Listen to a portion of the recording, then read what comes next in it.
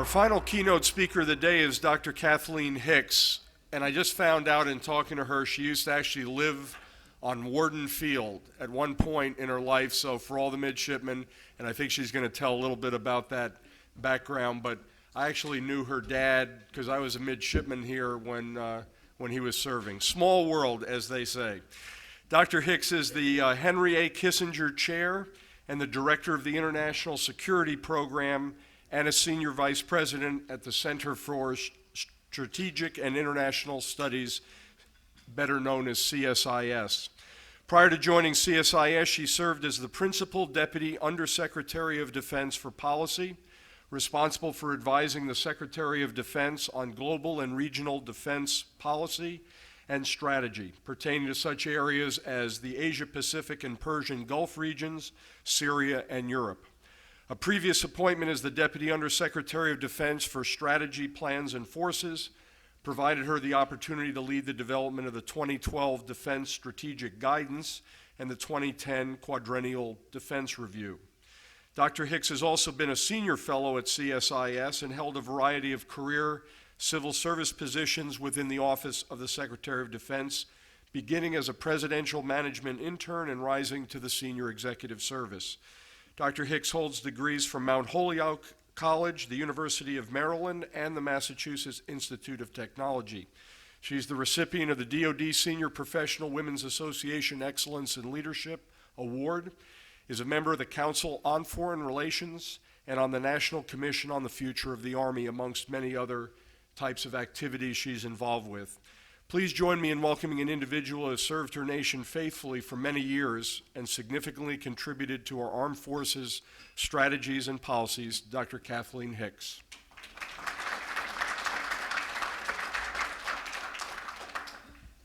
Good afternoon. Thank you very much for that very kind introduction. And yes, I did want to open, in addition to saying thank you, by saying I have some great memories of running around like a rug rat, frankly, relatively unsupervised on the Annapolis, the Naval Academy campus, to include a short, unplanned dip into the Severn River from which I was rescued. So hopefully I will not have any like incident today while I am here, and you will treat me with kindness, however you take my remarks. So I'm approaching this conversation today really in terms of how a practitioner looks at the issue set, right? What does civil-military relations mean day in, day out inside the Pentagon? And it's definitely a where you sit is where you stand issue set, a little bit of a Rorschach test, how you view the issue. So what you're going to hear today is how someone who's spent most of their career on the civilian side, and particularly inside the Office of the Secretary of Defense, and how the civ-mil debate, if you will, feels from the inside. In OSD, when it's working well, what we like to think we are is sort of like the ball bearings. We try to ease the friction that happens between, in particular, the White House, and this is any given White House, as pointed out. I've worked for a number, and the military, often as represented at the senior-most levels, whether it be from the Joint Staff perspective or whether it be from the services at a senior level. So there's sort of a translation function that we're trying to do. Most of the people there are civilians who have grown up, if you will, in a career way through the defense system. They're familiar with defense. They don't themselves feel like they're separate from defense. They feel like they're part of the one team total force. So that's where that sense of translation function comes in. But of course there are areas of tension and friction even inside the Pentagon itself between civilians and military, and some of that I'll try to give you examples of today. So what I thought I would do is give you some specific issue areas, how I see the interactions playing out and where frictions can arise. Let me describe that issue set first. The first is obviously the strategic ends. What is it that what is it we want the force to do? What is it we're trying to achieve? How does that fit into an overall sense of national strategy or national goals? The second area is resourcing. What are the means available and or what's required in order to do what civilian leadership has directed the military to do? How do supply and demand meet is a way a lot of people will talk about it inside the Pentagon. The third area is force development. Right? What is the force that we should have in the future? How do we shape that force? How is it postured? What are its capabilities? What are its attributes? What kind of leadership does it need? A fourth area is force employment. This planning and execution of the force, how we use it in and out, what facts and assumptions should be guiding military planners, terms of U.S. objectives, now we don't discuss much red lines issues, areas like targeting, boots on the ground. This is probably as I will talk about in a minute, the trickiest area and the most friction-filled area when you are talking about the use of force, the employment of force, and in particular the employment of U.S. military forces. One of the big questions that often arises, if no plan survives contact in execution, what are the key decision points and who makes those decisions? And so it's not just at the beginning of something, it's all the way through the use of force conversation. So as a caveat, here are 3 example areas I'm not going to talk about in my prepared remarks. I'm happy to talk about them outside of that. But other areas of obvious civ-mil potential tension today are what I would call force ethics. There's probably a more appropriate term for this. But there is this huge distinction between the ethical standards to which civilians are held and those that the military are held to, and that can create a sense of tension, right, when the standards are different. I think back to a great Duffel blog post. This was actually from February of 2014, and I failed to bring it with me today, but essentially the joke is a colonel on his promotion day preemptively resigns because he doesn't think he's done anything, but everyone else has done something, so he assumes at some point he'll get in trouble, so he's resigning now. I mean, it's funny, but it's not funny in the sense that the military senior leadership has got to watch its back in ways that civilians just simply do not have to do, are not held to the Uniform Code of Military Justice, et cetera. So that's a source of tension. Another is issues about the composition of the force, and in particular the extent to which the force ought to reflect society. I think here about issues related to the advancement of women, lesbian, gay, bisexual, transgender issues, uniform issues, so tattoos, whether Sikhs can wear their scarves, et cetera. And then force management issues is another important one, which is really about the readiness of the force. What are the relative roles of the active and reserve? That can be a significant source of civ-mil tension built into how we've built our military. What's okay for a contractor to do? What's inherently governmental? Those sorts of issues also. All 3 of those big baskets are areas where there can be tension. So let me talk really about what I've laid out as these areas of operational and policy issues. My judgment is that there is significant friction today, and the area where it's pervasive in all the other areas that I've talked about is really in the matching or the inability to match strategic ends that are desired with the resources available to achieve them. So it's resourcing, but it's resourcing matched to strategy where I think you see the most tension playing out. What I would say is, what I perceive to be from the military perspective is a sense that the American people and its political leadership in Congress and the political parties in the White House simply do not understand or appreciate the difficulty of maintaining the U.S. defense edge. It also, underlying that further, is this sense that the long-held political constituency for defense is eroding, that you have, in fact, budget hawks who have much more power today than what used to be defense hawks. So there isn't this natural base of support for resourcing, and so that has been felt almost like a collapse, a significant shift in a short period of time in the system that hyper-energizes this mismatch concern. And of course, you have things like Budget Control Act followed by sequestration, followed by a short-term budget deal, the sense that we're never really going to get to a national conversation that resolves these issues. From the perspective of many civilians, and probably many of the folks we're related to, they say you're spending $500 billion on defense. And that seems like it ought to be enough. And by the way, I keep picking up the paper and reading about the F-35 or waste, fraud, and abuse issues. If I turn on a hearing on Capitol Hill, I'm probably hearing about that. So how how valuable is the money that I'm giving you? How well are you spending it? How good of a steward are you being in the Defense Department? Moreover, and particularly emphasized in the political season that we are in, is whether or not our military power can be used, should be used, and how applicable it is to the problems of the day.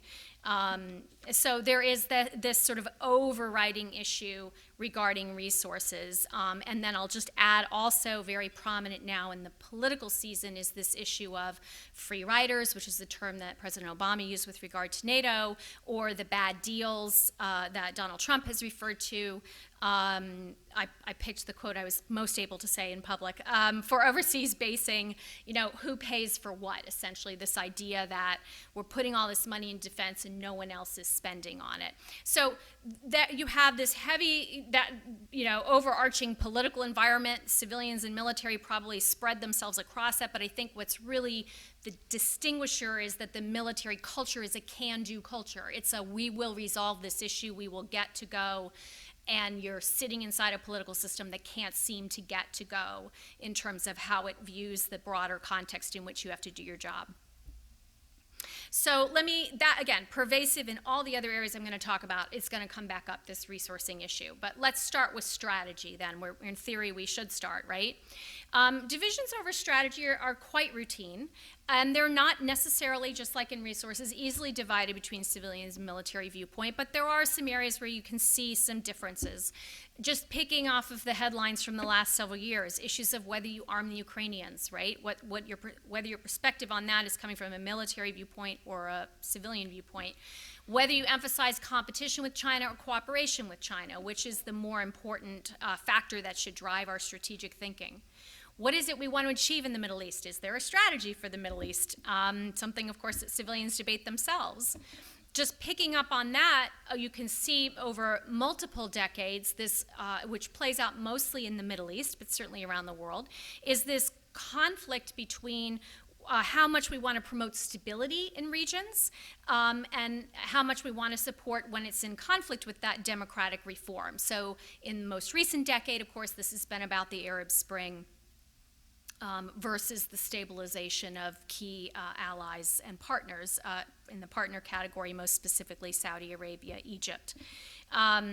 You've seen some examples. I'll just pulse a few examples of where these things play out. In 2013, you had disagreements between the executive branch and Congress. This is pre-ISIS, notably, about sending equipment to Iraq, right? Whether or not we should be giving them, for instance, F-16s, how well prepared they were for receiving equipment, whether they had made enough political progress to warrant that commitment.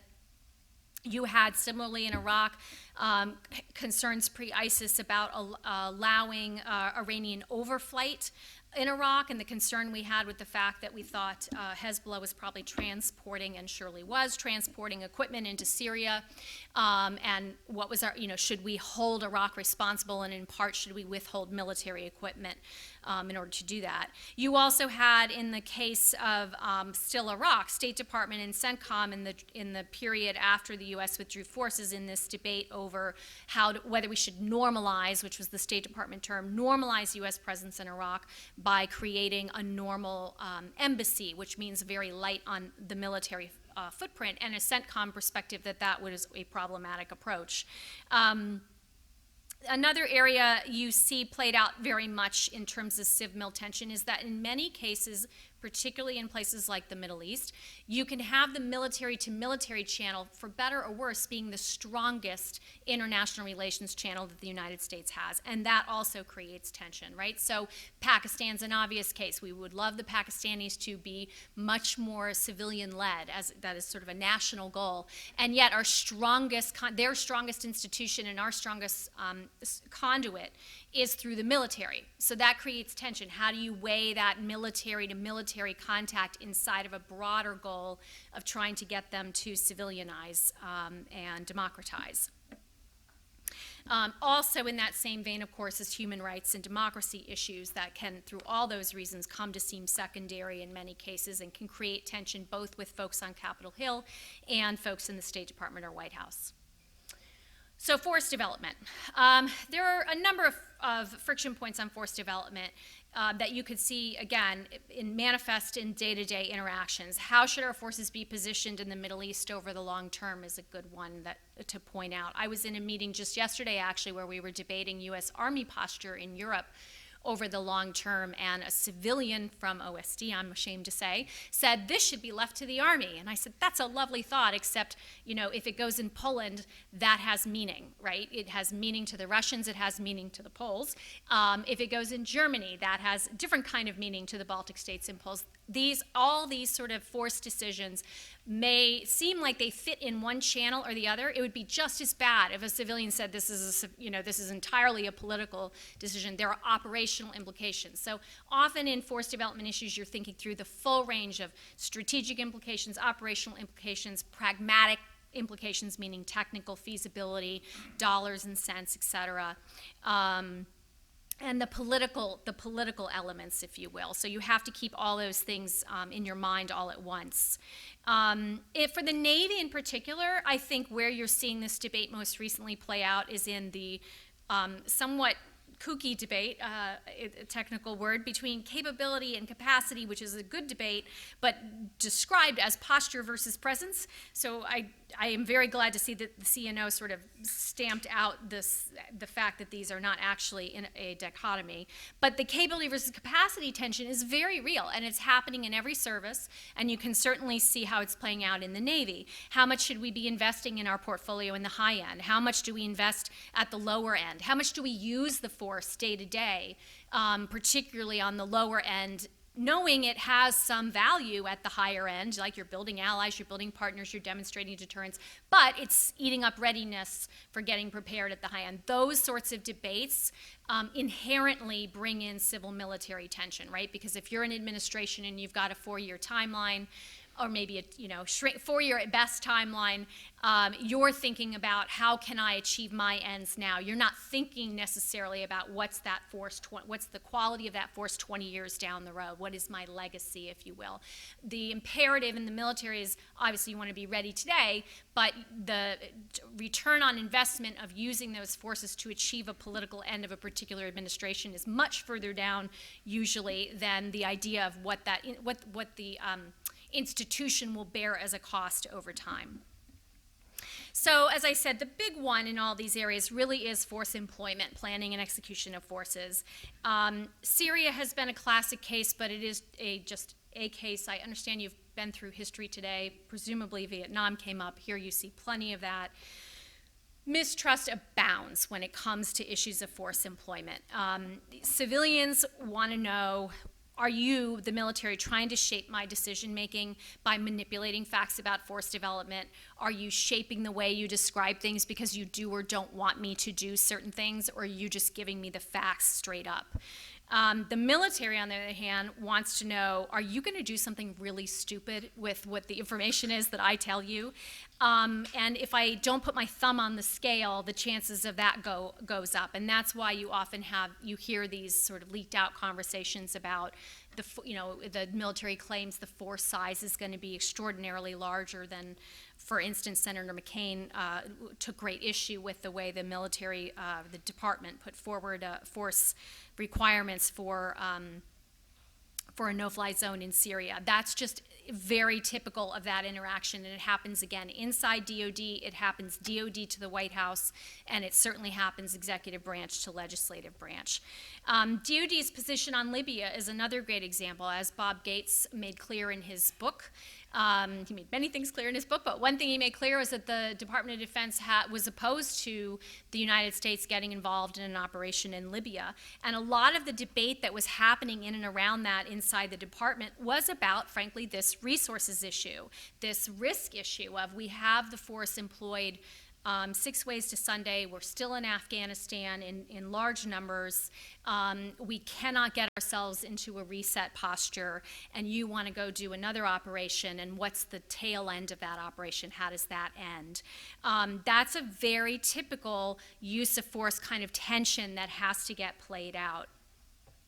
And then let me just mention one naval one that I think is very relevant today, of course, is the freedom of navigation operations in the Pacific, right? That's one where there is a strong institutional incentive to put forward the norm, the rule of law with regard to freedom of navigation. There is that desire to emphasize the competition aspects. If we don't deter, if we don't push on China, they will take more and more ground, right? And that's this idea of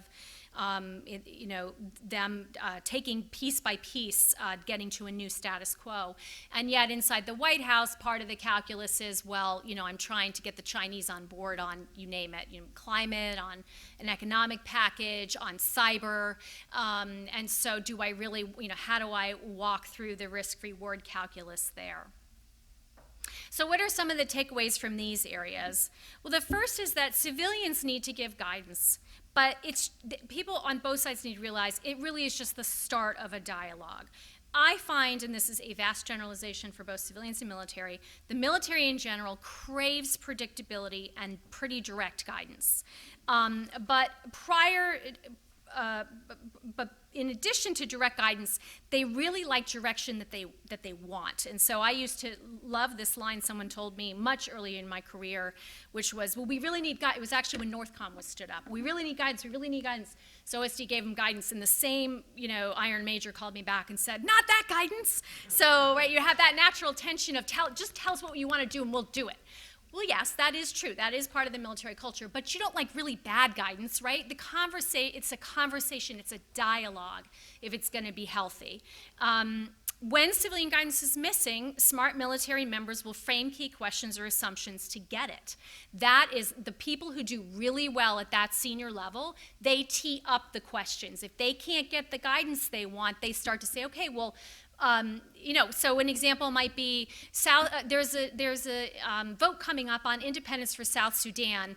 If there's a big crisis and humanitarian disaster, what would it take to protect the civilians? That would be like a very typical White House kind of request. And if you're AFRICOM or the Joint Staff, you're saying, how many civilians? For how long? Over what period of time? Like you're tearing your hair out, right? And the people who do it well, rather than, they might privately still tear their hair out, but they go back and they say, here's how I'm going to frame that. Here are the parameters I'm putting around that problem. Tell me if these are right or wrong. And again, it's a dialogue. You shouldn't be surprised if those folks, for instance, at the White House, haven't thought about that issue. They don't know that all the attack helicopters are tied up somewhere else, right? You have to explain those things to them. And that starts to reframe the guidance because they don't know what they don't know. So that's a key piece to making it work well. Understand that it is seldom linear. Try to get broad principles established up front and work to refine guidance and assess the environment and repeat and repeat and repeat. Another area that I'd point out is that tension tends to be least in the field. This is true in interagency debates, state versus DOD, USAID versus DOD, but the same is true civil military in general. The closer you are to the action, so to speak, the more mission-oriented everyone is, the more the incentives line up. And folks are overcoming bureaucratic issues because there's more on the line than organizational incentives and bureaucracy. In Washington, just frankly, in a way, kind of give up hope in the sense that just you got to count on being tenacious. You got to be really tenacious. You have to have excellent emotional intelligence in order to read, and again, be ready to be in a dialogue rather than a you say this and then there's a line and then I do this. And so finally, to that end, exposure really is the best remedy, in my opinion, in my career experience. Just like joint rotations help service members understand the joint environment, so do civil-military interactions benefit from folks from the military going over, for instance, to state, or having, as we now have, civilian advisors from state and AID inside the COCOMs. So, people often talk, you'll often hear in Washington, actually you do today, Goldwater-Nichols reform, or for the interagency beyond Goldwater-Nichols. I've been involved in a lot of those efforts. They're important efforts, but do recognize how incredibly unlikely massive changes are. And so those sort of small changes that are about how you shape your leadership cadre for the future in terms of their rotations, in terms of their education. Those are the things that really, I think, we know will pay off, even if you can't get the massive rewrite of the 1947 National Security Act. So I'm going to close by saying a few things about political transition. This is a very Beltway-specific phenomenon, but it's one I think it's worth bringing up because of the timing. I did just write an article on this also, so it might seem odd if anyone read it that I didn't bring it up. So I just want to mention a few things with regard to political transitions. Toward the end of a presidential term, again, pretty much every presidential term, you have the power dynamics shifting, right? And the power dynamics inevitably are most favorable to the military leadership. Political appointees are collectively at their weakest, even if you have particularly strong ones, because they're seen to be leaving office soon. You can wait them out. Wait them out is, by the way, the number one tip to any staff officer, civilian or military in the Pentagon is, can you wait it out? So unsurprisingly, it becomes a very viable strategy in a transition period. And this ends up affecting not just those senior-most folks who are, say, political appointees who are leaving, but it affects their whole staffs, which, by the way, typically are military and civilian. They're not just civilian. And the civilians are career civilians. So even if that team is not going anywhere, when their leadership is seen to be undermined or seen to be weak, anyone down the chain, right, is affected. I think everyone can probably think of a parallel in their own universe to how that happens. Military leaders, as I said, in contrast, are at the height of their bureaucratic strength. And they're looking, in many cases, again, beyond. It's a natural bureaucratic instinct, looking beyond the existing team. They're thinking, in fact, even further, of course, smartly, right? Who are the new people who might come in? What are their set of choices going to be? They are surely, if they're smart, they have teams quietly working on things like that, looking at campaign promises, looking at personnel and trying to see how to shape that environment. So some of that is natural and it's not unhealthy. It's smart to be looking far ahead. And it, as I said, it embodies, as I said before, there's this can-do spirit in the military and it embodies that. But just like Achilles, right? It's our strength and the weakness of the military. We have this can-do attitude. We jump into the breach, the defense institution, when no one else is there. And doing so sometimes portrays a lack, again, of emotional intelligence. So if you take this to the civ mil, for instance, Reconstruction arena, you had all the debates where you saw this play out of, we don't have civilians doing Reconstruction. Let's have some PRTs, for instance, in Afghanistan and Iraq. The same thing happens inside DOD, where you have folks sort of jumping into the breach and saying, I don't necessarily think the civilians are going to do this. They need to do it. They're not doing it. We're not getting that guidance. Let's just sort of do it for them. So I've seen everything from senior military officers define national security interests because they don't think anyone else is doing it, all the way down to working around offices, not involving offices that would otherwise be involved because they see that office doesn't have strength in the current environment, makes it easier for them to work around. And as I said, in this period, we also have these Goldwater-Nichols Act conversations. And I think this really creates heightened tension around civil-military relations because many of the defense reform debates, not all of them, but many of them really do have civil-military roots inside them. The relative responsibilities and roles of the Office of the Secretary of Defense and the Joint Staff, whether the service secretariats have value versus the service chiefs, the role of the chairman himself. I have had a very senior staffer on the House tell me that it's like open season, right? Everyone's calling him with their good idea that they've been holding back because they think there's an opportunity now for defense reform. And this comes, of course, at the height of a national election season where there's a potential for these to also, in addition to that bureaucratic piece, take on more of a partisan tone in terms of an existing administration, which inevitably is of one party or another, and views about the quality of the people inside that or the quality of the work they have done. So it's just a tough time in civil-mil relations. It requires a lot of craftiness to do it well. So 4 observations on how you can work in particular during transition well. First is that the existing civilian leaders need to be extremely clear that they are there, and as long as they are there, their expectation is no one goes around them, no one looks to undermine them, no one, works them out of a process, and that, again, like anything else, takes diligence. You can't just say that. It's very easy to say that, but to actually prove it out in time. Again, and that can come from civilian, there can be civilian staff who are waiting you out. It can be your own staff who is waiting you out. So you have to be very clear about that in transition. The second is there needs to be a better appreciation somehow in the American system for the quality and the value of our career civil servants. If you look at the UK, Australia, et cetera, Singapore, Japan, any of them have built first-class, first-rate civilian career cadre.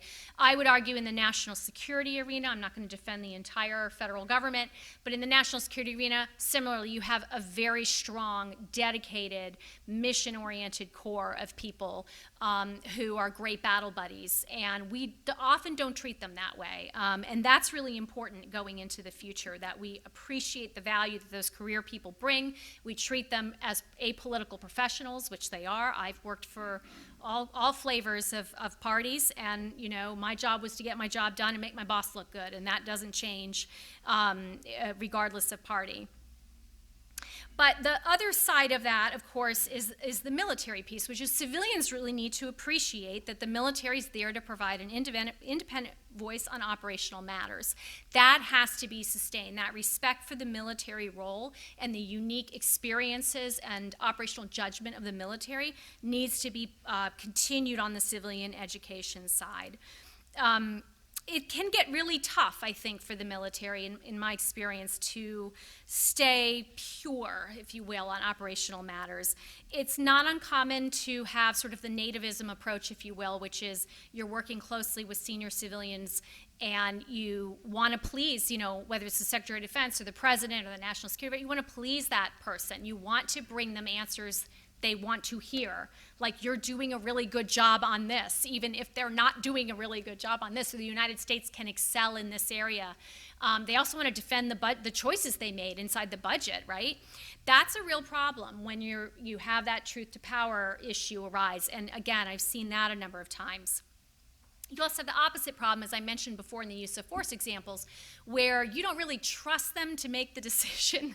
Maybe they just don't know enough, or maybe you're not confident that they're competent sufficiently, so maybe you cook the books a little bit. Maybe it's a sin of omission, maybe it's a sin of commission, but it's hard again because you're trying to think about the health of your own institution over time. So coming to that conversation set around, for instance, the readiness of the force today versus readiness in the future, whether we can do something today versus in the future. Those are the kinds of issues where sometimes on the military side in particular, it can seem smart to maybe frame the issue in a way that helps your institution over the long term. And again, that's not, it's natural instincts often from very good places, but they create pernicious effects. And then the fourth is simply, you got to work really hard not to be political pawns. It's very easy. You go up, if you're a senior military officer, you go up to testify. Every time you testify, there's going to be a series of members who are trying to get you to say something that is politically expedient for them. And so again, thinking through, I'm going to say what is true to me and to what I believe, whether it works for them. If it works for them, fine, but that's not my problem. But to be conscious of how folks try to trap you into being used as a partisan character. I think that's really difficult and will have to be worked very carefully. I think that's probably the hardest thing to ask of any senior military officer, is to really be thinking hard about all the ways in which people are using you, rather than you think, it's natural to think everybody's just supporting you, but in many cases people are using you, and so how do you think through that? It happens at the senior civilian level too. So let me close just by saying I think the right goal that we ought to have is, for this generation and the one after it, the same quality of civil-military relations that have made our republic so great over the last 240 years. And I'm going to steal a quote that I hope has not been used yet today from Dick Cohn, to sum up what I think right looks like, which is, when the relationship works, when there is candor, argument, and mutual respect, The result aligns national interest and political purpose with military strategy, operations, and tactics. When the relationship doesn't work, when the two sides don't confer, don't listen, don't compromise, the decisions and policies that follow serve neither the national interest nor conform to the bitter realities of war. So let's hope we're on the right side of that rather than the wrong side. Thanks very much. I'm happy to take questions.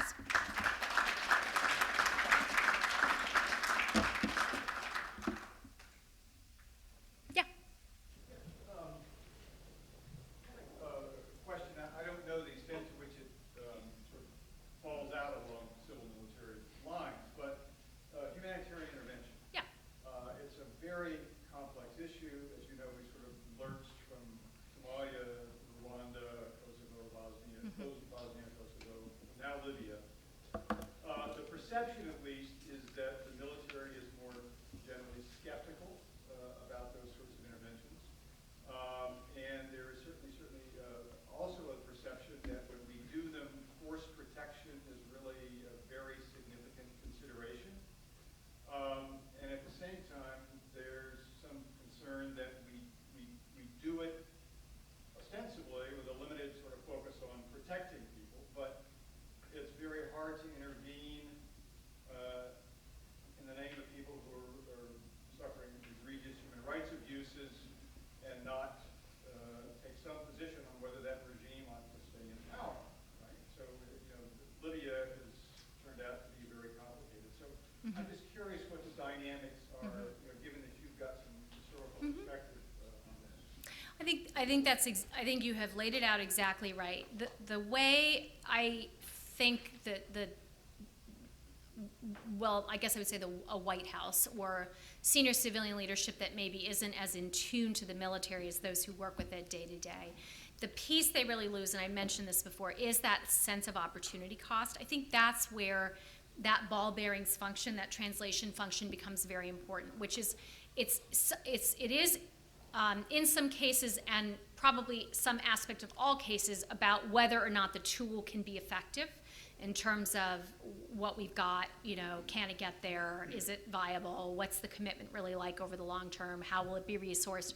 Those are all very important issues. But I do think the other thing that becomes the intangible that you get sort of the head scratching at the White House level. Why are they so, against this? Why are they so intransigent? It is that sense of the opportunity cost that, General Dempsey used to say readiness doesn't have a constituency, and it's very true. There's no easy way to relay the costs of using the force unless something else happens that makes it very tangible and real that these were the opportunity costs.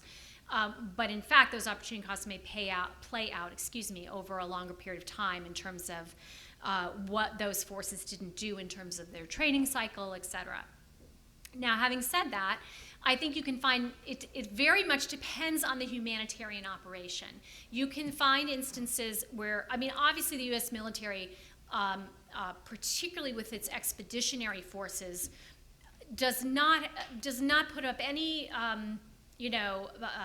qualm about getting fast, using its incredible unparalleled enablers that nobody else has, right? Whether it's many of which are resident in the Air Force, but some of which also are resident in the Navy, whether it's medical capability, refueling.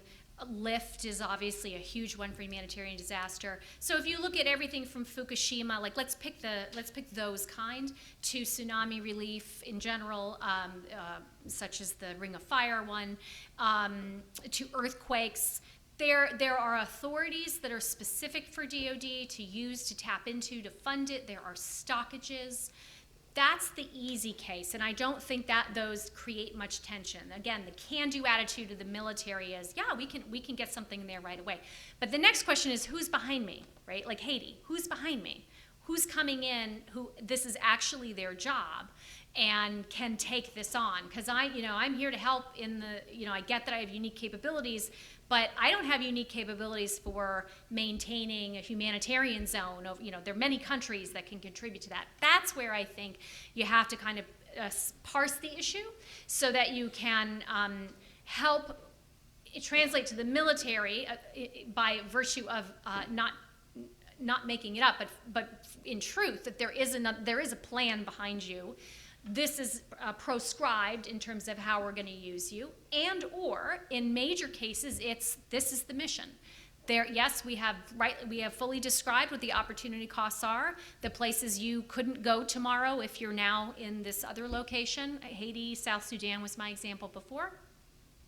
That is the president's decision. And in that case, I have never seen a case where, even if it's begrudging, military doesn't say, absolutely, we're going to do it, we're going to do it well. And that's to the incredible credit of the professional military that we have here in the United States.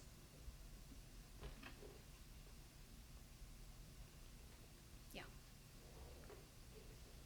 I was wondering if you were willing to, and if you had an opinion on the state of civil-military relations in aftermath of 9/11. So my impression is that it really did function very well at high levels, but that's a very uninformed outsider's perspective. Well, after 9/11 is a long period, Well, so no, I think I would say immediately after. immediately after, I think it was, 9/11 to the run-up to Iraq. I think immediately after 9/11 was very good. When it started to get not good was in fact in the planning for Iraq, which was 2003. So 2001 in Afghanistan, post 9/11 and Afghanistan, I think it worked very well. It was really the planning effort going up to 2003, and again, those assumptions differences, and the willingness of the secretary to make known and clear and his view of the operational advice he was getting, until he got the operational advice he wanted, frankly, right? So that was definitely a case where it was not good. And then even after Iraq, you had, and again, a lot of this falls on the Army more than any other service, you had this huge debate over the force. When are we going to call up the reserve? Are we going to regrow the force? And all these efforts to avoid that, right? Which is that's a major issue with civil tension is, are you trying to avoid a politically difficult call? And if so, you could go to a lot of lengths that then affect the military force on the ground. And that's what really played out sort of in that 2004 to 2008 up to the surge point. That whole years of sort of agonizing over, do we regrow the force? And I think that's where leadership, beyond civil military relations, of course, is that layer of just leadership and how you deal with advice that is counter to what you want, how you want the world to be, which obviously is, I'm showing a prejudice in my viewpoint about what happened, but I was there in the department, and that's how I saw it, this is just my personal view, that you had a leader that just did not, that did not conform, that advice did not conform to how he thought the world should look. And so in cases like that, it takes just what it took, which is a change in leadership. Get a new leadership, you get a surge, you get a shift in focus and a much stronger alignment then of the civ-mil piece. Yeah. Reed Don from the University Academy. One of the earlier speakers, I think, was Dr. Cohen, talked about how complicated politics is. Yeah. And I wanted to say that I think the only thing that might be more complicated than politics is war or the use of armed force. Yeah. And I'm familiar with what you say about the military's almost addiction to a can-do attitude, but I wonder, shouldn't we also be the experts on all the things that can go wrong? On the friction, the ripples of unintended consequences, things breaking down, the plan, people reacting to the use of force in a way which is unpredictable, not planning far enough into the future, only planning as far as the immediate tactical victory, and then the rest of it is in the hands of the immortal gods or something. So I think I'm in violent agreement with you, and if I said something that indicated otherwise, I apologize. I think maybe it could come up in this issue of this tension that occurs between, are you trying to fool me on how big a force you need? That tends to be the place it comes up, and that's where, at the end of the day, there's a military operational judgment. You should not expect it to go without question, right? A educated civilian leadership should be poking and prodding for the answers. But if at the end of the day, the professional military judgment is, no, that's what it takes, because back to the assumptions, here are the assumptions I am framing. One of them is, here are the things that can go wrong. And, absolutely that needs to be there. I think the tension is when it's not framed that clearly, and it becomes a number. It just becomes like a number, and it's not explained well. A lot of it is about the explanation and the dialogue where you can walk it through. So, one case that sticks in my mind, I mentioned in passing the attack helicopters. This was during Afghanistan, and a very well-meaning, I'm sure perfectly competent outside the military arena person at the White House said, well, all we want to know if we have for a particular contingency that could arise, which is completely legitimate to ask the military to think through if a contingency arises, what could it do? All we need are attack helicopters. And of course, for anyone who knows anything about the Army's experience in Iraq and Afghanistan, there are not enough attack helicopters. So it was simply a matter of explain. They weren't doing it with malice, but it just took an explanation in a calm and reasonable and emotionally intelligent tone to say, understand. Now, let me tell you where the attack helicopters are today. Right? They're in Kuwait or they're in Afghanistan. If you want to take them for this other contingency, they'll come from Kuwait, and here's what doesn't go to Afghanistan, where, by the way, you have whatever the number was at the time, 17,000 U.S. troops. So those are the facts. As I say it as just the facts, ma'am. I'm not saying dodge it, but just the facts. And then you have to have some trust, which is hard sometimes because you don't always have reason to trust, that the civilian leadership will have the thought processes that get them to an answer that you might think is appropriate in terms of protecting your force. Charlie. Kathleen, really great presentation, and don't make yourself feel too good about what I'm about to say, but one of the reasons you had a great reputation in the Pentagon is that you did your homework, and you knew what you were talking about when you interfaced with military people. Over on the Hill, not too many years ago, there used to be a real depth of expertise about the military. There are some reports now that more military people are running for Congress. I'm not so sure that is going to increase the expertise. So really, we have to look at civilians and how can we increase that expertise? Is there something we can do in academia or somewhere? Or what thought? How did you get to be? What did you do? Well, I think the short answer is I grew up in the department, right?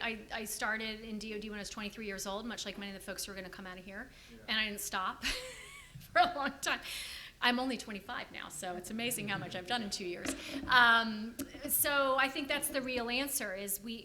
There's multiple answers. So one is for the DOD civilians, it's respect that core, right, can make a difference. I hope at least that they can make a difference. That you want to have people who are well trained. They might go to National War College. They might, they absolutely may take advantage of both practical military experiences, which, through the years, the services have been very good about offering such opportunities to me and my colleagues, and then actual educational approaches. And then I did also leave and go and get a doctorate in security studies, but honestly, that's less relevant than the practical experience to this issue set. For the Hill, the Hill is changing completely, and I think it's a lot of things. I think part of it is the pay, that they can't keep professional military staff up there, and frankly, it's not only that they can't pay well, it's that industry can pay very well. And so a few years of experience on the Hill can then be lucrative, to translate elsewhere. That's a decision, sort of like how much do you want to pay teachers? I mean, it's a decision about how much we think is the right incentive structure for folks on the Hill.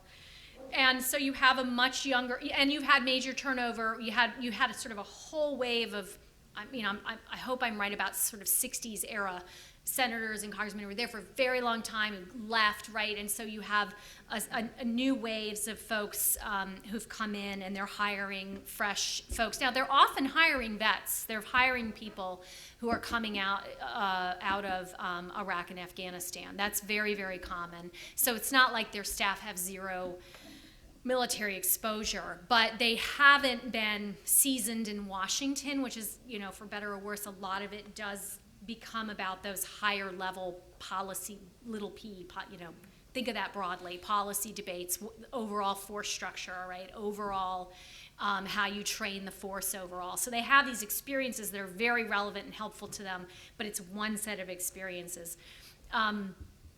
So I think ways you can help. They're very eager. I find that they are very open to talking to folks on the outside.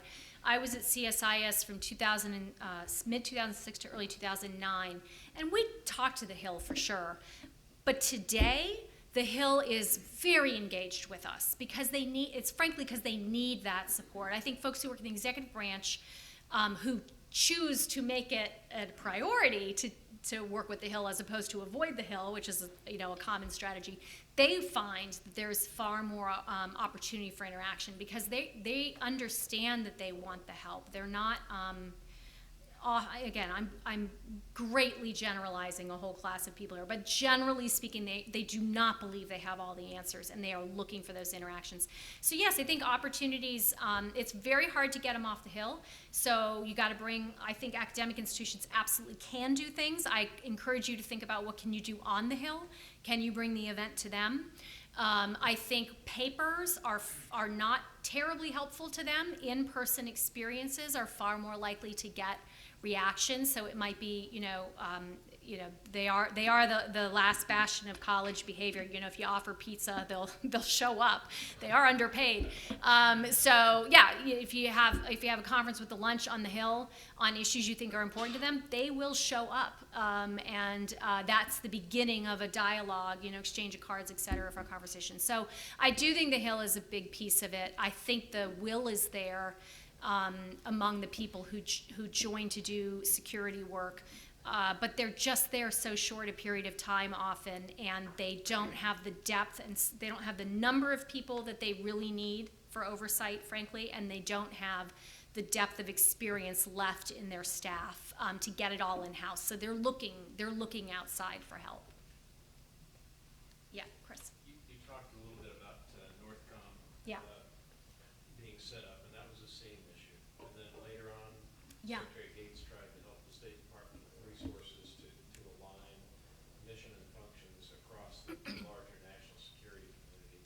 And I'm curious, in your experience, what has been the interplay within DoD between military and civilian trying to work those seam and gap issues that affect the entire national security enterprise? That's tough. The first thing that comes to my mind is that whenever you talk about interagency reform, which a lot of these issues tend to come up there, a big new crisis like Northcom obviously is set up in the wake of 9/11. And so you have a national security crisis of some kind, and DoD is kind of trying to weigh in on how to make it better. The other case that's most prominent throughout the last decade was post-Iraq, post-Afghanistan invasion, and then the whole set of issues around stabilization, right? And in that whole period of time, what you heard as a recurrent chorus was, we need gold-letter nickels for the interagency, we need interagency reform. And even recently, as we've done a lot of work at CSIS in the past in those areas, and I am a party to that, and now we're doing all this work on defense reform, and so we've done quite a bit of polling, and if you ask people inside DoD what's the number one defense reform issue, they'll say it's the interagency, it's the NSC and the interagency. I'm not saying that's wrong, it is just sort of natural, though, behavior, right? It's not me, it's you. So I think for the interagency, that's what they see. They see, you want to come give your solution. We're the problem. If we just looked more like you, right? If we just took Title 10 and we took that same theory of the case of jointness and we applied it to the interagency, suddenly we're going to be a lot better. So that's a case where DOD folks were the most vocal interagency reform, and still are to this day the most vocal proponents of interagency reform, and they are the worst messengers of it, because as soon as it comes out of particularly a uniform mouth, you know, the State Department in particular, civilians, their backs are up right away. So you want to put, you know, is this about growing even more COCOM capability? What, you don't have enough planes to fly around yourselves? You know, they feel it as an intrusion into their space for deliberation. Now, my perspective as a defense person is that is not the case at all, but it, again, it takes that emotional intelligence and how you put the message up, how you frame it, how you get the partnership. Secretary Gates, actually even Secretary Rumsfeld before him, worked closely late for Rumsfeld, midstream, if you will, the whole time for Gates, with Condoleezza Rice, and then later Gates and Clinton. At the very top, they sort of overcame a lot of those obstacles by making it a priority and making that very visible across them. And so I think it takes that's where it's done well, where it's done from the top, it's done as a partnership, and it's not one side sort of, you know, clamoring a lot about what's wrong with the system, and it seems to be that what's right with the system is what they do, and if only everybody else could be like them. I don't know if that answers your question. Yeah. Hi. In terms of the civilian control of the military, what counts as a civilian? I'm thinking about the fact that the identities and interests of the political appointees, civilians, are very tightly associated with the principal. But what about DOD civilians? It seems, given my experience, that the GS is even high levels associated very tightly with their service. Most of them are ex-military. And even if they become political appointees, it's a mix. I just want to get your impression of that problem. In my experience, it does vary. So I said at the beginning, my experience is from OSD, and in OSD, the career people all the way through, there isn't a service, if you will. It's the whole department, and it's the secretary, so they identify as support to the secretary. I think much like the Joint Staff would if a chairman switched out, you know, their allegiances to that institution. So in that sense, it's what you're saying is true. The if the allegiance is to the institution, and the person at the principal is not seen as embodying the institution, I agree. That changes who is the civilian. But the answer in that case, I would say, is the civilian is the principal who's been confirmed by the Senate, you know, and given this, you know, whether it's the elected official, which is the president, or the person that he's appointed and has been confirmed. That, I think, in those kinds of cases, is the principal. I do think I can think of instances in which you see that in the services today, but it's not across the services. I mean, frankly, the Navy, more than anyone, seems to have more tension at the staff level, is what I mean, around those kinds of issues today. And they play out all these issues that I didn't talk about, you know, the advancement of women in the military, you know, LGBT issues, things like that. That's where you often see those kinds of tensions in particular. They're more about the institution and how people define the institution over time, where you can see those alignments peel off differently than sort of civilian military. We'll take one last one. Can you say a little bit more about how senior military leaders should think about testifying before Congress? Because I heard you just say that they should be aware that they're political pawns, which makes sense. Yeah. And then should give honest professional advice they can live with, which also makes sense. But there are situations, right, where the atmosphere or whatever is just so politicized that giving an honest professional opinion will inherently involve you in a really nasty political situation. Yep. So what should one do in that kind of situation? I mean, I think the answer is you put on your big boy pants, as they say. I think you have to give the honest answer. There are better and worse ways probably to do that, but meaning you can be extremely honest, or you can say the limited amount that is an honest response, and I think that's what you find more often. I think inherent in your question is this issue of where the military advice might differ from what the president's decision has been. And there have been approaches that I think are legitimate, that are about, I provide my advice to the president, you know, I've provided my advice to the president. This is what the president's going to do. You can try that tack. Senator McCain will not appreciate that tack. And so part of it is, again, about that behind the scenes. What's the behind the scenes Civ Mill atmosphere into which that is landing, which can help you predict whether or not the question is going to get asked in an open hearing that puts you in a difficult position. So backing up, the background issues, Syria, McCain has been, I know my confirmation hearing, he was thrilled to talk about Syria with me. So that is the background piece. What's going on behind the scenes at the Civ Mill level and the legislative, executive branch level, that's setting the stage where folks like that feel that they're inside the process, that they've been consulted, that they, have you done all you can to sort of prep the battlefield so that you don't get yourself in that situation. But at the end of the day, those situations are likely going to arise at some point.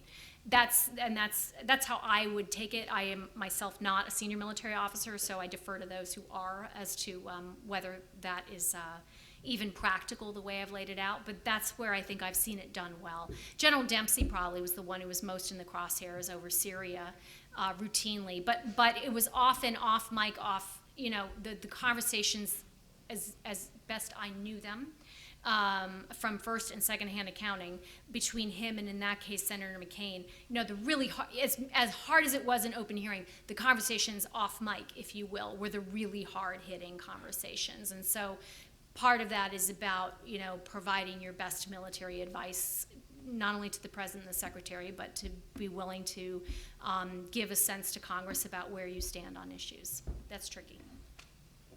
I want to thank you. I've got something here for you before you go. So this is the Stockdale Moral Compass.